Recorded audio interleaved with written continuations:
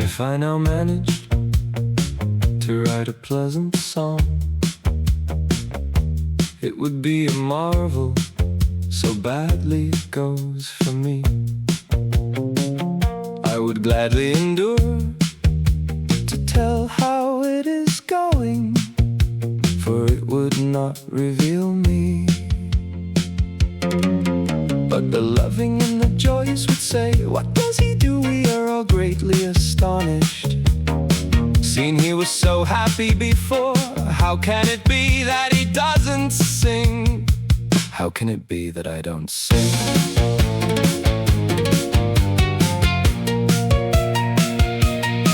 For I was serving a lady wholeheartedly and loyally, so well I had uplifted her good virtue, which now decays. How could I do this with sadness? Because her whom I have served wholeheartedly and will serve, I unlove because she deserves it. For it is anyway fitting that she is blamed for the deceit, the same way that those who do good earn virtue. But I am still sad that she comes to harm. Still sad that she comes to harm. I'd say an ill thing about her, for a sated man has no consideration against my usual courtesy. Still, while she is not agreeable, if I could, I would cover her. But I'll never love her, for it's her who hates herself.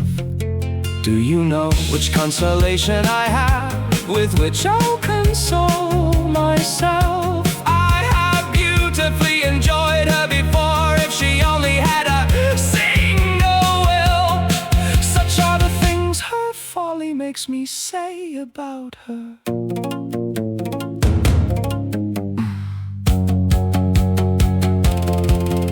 She truly has lost me, and the good virtue she had, and the good advice one gave her.